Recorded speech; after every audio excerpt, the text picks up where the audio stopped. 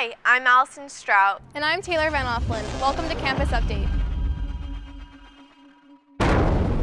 As most of you know, winter formals this Saturday from 8 to 11 p.m. at the Marconi Museum, and the theme is Ocean's 11. If you haven't already purchased your tickets, tickets will be sold at the door for $50, so get there early. Here's ELYSSA HOUCHEN to tell you about Link Crew's coffee, cocoa, cookies, and cram. On Wednesday, January 19th at 2:40 in the Student Center, Link Crew is putting on their 11th Coffee, Cocoa, Cookies, and Cram, and they'd like you to come.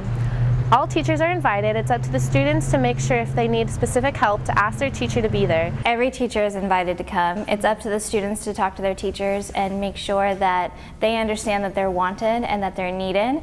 So it's important for you, if you really need a certain teacher to show up, for you to talk to them. This year we have a special surprise. We have brand new professional tutors coming to help students with whatever they need. So if a certain teacher doesn't show up, there's always the availability of professional tutors as well. Coffee, Cocoas, Cookies, and Cram isn't all that Link Crew does, but they're actually a school mentoring program where the juniors and seniors are matched up with incoming freshmen to help them mentor throughout their years of high school. If this is interesting to you, be sure to listen for May Play Day, where you could sign up to be a part of Link Crew if you're an incoming junior or senior. Thanks, Alyssa. Now it's time for your HB Holla. Hey Oilers, Trey NESBIT here with your HB Holla! Okay, so which African American civil rights leader is being celebrated this upcoming Monday? Is it A, Rosa Parks, B, Malcolm X, C, me, or D, Martin Luther King? Holla if you think you know the answer. Time's up. The answer is D, Martin Luther King. Have a great Martin Luther King Day, Oilers, and don't be afraid to dream. There is no school this Monday due to Martin Luther King Jr. Day. This day is seen as a day to promote equal rights for all Americans regardless of their background. Martin Luther King Jr. was an influential civil rights leader. This day became a national holiday in 1986. Now let's go to Marion and Corey to tell you about the DREAM Act. Recently, there has been much controversy over the DREAM Act that would allow the children of illegal immigrants to attend four-year universities. There are certain rules that they must abide by. First, they have to have been under the age of 15 when they entered the country. Second, they must attain their GED from high school, then apply for a conditional permanent residency, which would allow them to stay within the country for at least 6 years. Within the 6 years allotted, they must either attend a college for 2 years or serve in the military for 2 years. Failure to do so will strip them of their conditional permanent residency and have them deported. Our current immigration policy has a lot of holes in it and needs to be relooked at, so this is a step, I feel, in the right direction to get some more focus on the students who are perhaps overlooked or who could potentially become positive, contributing members of our society. How do I think it'll affect our current students on campus? I think it'll encourage them to pursue higher education goals or to be a part of our military, therefore learning skills that will help them, again, become productive members of our society. Within the House of Representatives, the bill did pass by 216 to 198. However, it was filibustered in the Senate, thus killing the bill. And now back to you. Recently, the Don't Ask, Don't Tell policy has been an area of debate because it was meant to allow people of homosexual orientation to serve in the armed forces, but they were not allowed to be open about their sexual orientation. On December 18, 2010, the law was made up for repeal. Congress voted to repeal the law. Although the law has been repealed, it won't take effect until the President, the Defense Secretary, and Congress agree that the military is ready. Congratulations to Vallee Marion, this week's Student in the Spotlight. Vallee Marion's life was drastically changed the summer before her sophomore year when the car she was driving in spun out of control. A family member had just asked, "Do you want to come over?" And I said, "Sure." They came and picked me up, and while we were driving, they started drifting, and they corrected, but they overcorrected. We hit the center median, and the car started to skid, and then flipped over the center median. And since my seatbelt was broken, which it was, I was ejected from the car when it flipped. It just kind of drives me crazy because people have really not even looked at my face in public, and they just stare at my leg with my brace on. And I cannot even tell you how many people prayed for me. And because, sorry, I'm religious, but just I have friends all over the world.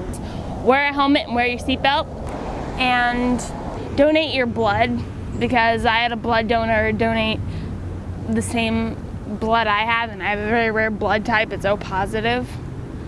And just, I say donate your blood. You could really save someone's life. Here's Austin CAIRO with the oil spill. What's up, Oilers? Welcome to the Oil Spill, giving you the weekly spill on what's been going on around HB. In today's segment, we're going to be taking a look at Huntington Beach High School surf competition that took place a week before winter break got out. I have nothing but positive things to say as Huntington Beach High School once again takes home a great win. In the shortboarding category, we had Derek Peters taking first, sophomore John Ellis for second, another sophomore Matt Pasquandici placing third, and freshman Jake Sines taking fourth. In the longboard category, we had junior Tony Vardovich placing second, junior Taylor McDowell taking third. In the bodyboarding category, we had Tyler Belko placing second and Jacob Lotes placing fourth. Last but not least, we have our girls division with Paige Ortiz, a junior at our school, who placed second. Great job, guys. Keep up the good work, and back to you at the studio. Thanks, Austin. Now let's go to Jessica Amaral with the Game of the Week. Game of the Week. Hi, Jessica Amaral here at the Huntington Beach Aquatic Center, where our Huntington Beach Oilers are getting ready to face off against Dana Hills High School. Should be an exciting game, so let's go Oilers. It was a hard-fought game for both teams. Huntington's goals were scored by ELYSSA Catrieve and Sam Preston, while senior goalie Kaylin Robbins had 7 saves at goal. The final score of the game was 12-7. Unfortunately, our Oilers didn't get the win. Good try, girls. You'll get them next time. Thanks, Jessica. Now let's go to Brett Hornstein with the sports recap. Hi, I'm Brett Hornsteen at Capture Field, where the boys soccer team played Newport Harbor. In a very close game, the Oilers lost 3-2 in double overtime. Max Talbert had 2 goals in the game. Let's see what he had to say. Well, we played Newport Harbor in our first league game today, and we started off good. We let up a goal in the first half, and then I came back and I just put one in. They gave us a 1-1, and then I put in another one, so 2-1, and we were up 2-1 at half. And then, well, we kind of had a letdown to start the second half, so we let up a bad goal. It was a good game. I mean, we both fought to the end. It went to double overtime. They put one in at the end to win the game 3-2. So it was just a tough loss, but we'll be back Friday. We got a little south, so we should be there. Here's our sports overview for the week. Girls water polo played Marina and won 13-3 with ELYSSA Catrieve with 3 goals in the game. Next, we have girls soccer, where there was a very close game, but they lost 0-1 in overtime. Then girls basketball played Los Al, where they won 45-38, and boys basketball won in a very close game of 41-39. Urgent news to the student community. A tragedy has struck in Arizona earlier this week, where 6 individuals are dead and 14 are critically injured as a result of shooter Jared Lee Loeffner. In an attempt to assassinate Congresswoman Gabrielle Giffords, Loeffner entered a Safeway supermarket armed with a 9mm Glock, outfitted with a 30-round magazine, where he opened fire. Spraying bullets took the lives of 6 individuals, including a federal judge and a 9-year-old child, Christina Taylor Green. Evidence seized from Loeffner's home, 5 miles away from the supermarket, by Special Agent Tony M. Taylor of the FBI, indicates Loeffner's premeditated intentions to kill Democrat Representative Gabrielle Giffords. Currently, Giffords' condition is improving. Doctors are optimistic in her recovery. On Monday, January 10th, 2011, Loeffner was charged with 5 federal counts, murder and attempted murder of a public official. We shall keep you updated as this case unfolds. Over the past year and a half, receiving D's and F's has been a major concern to administration, teachers, parents, and students. Here are some viewpoints that you have shared with Campus Update. No, I've never had an F, but I feel like the mandatory tutorials are set up to be helpful, that if kids go to the tutorials, it's expected that they'll do their homework and get their work done. But honestly, I feel like most kids who have Fs, it's either because they don't care that they have an F or they don't want to try. So you can't just force someone to be motivated. It's kind of up to themselves to choose if they want to get their work done or not. Okay, so I think that mandatorials are helpful for kids that are getting low grades such as Fs and Ds, because it forces them to go to tutorials and get the help that they really need to succeed in the school and later on in life. Do I think that students should be given full credit for a late assignment? Well, yeah, they deserve some credit. I mean, they at least worked for it. It's better than nothing if they didn't turn it in at all.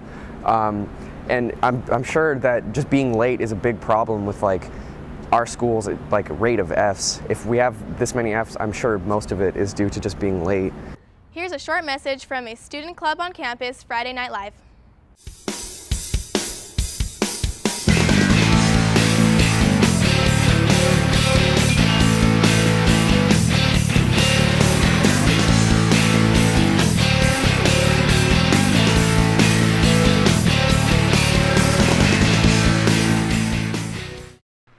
Do you like ice cream as much as I do?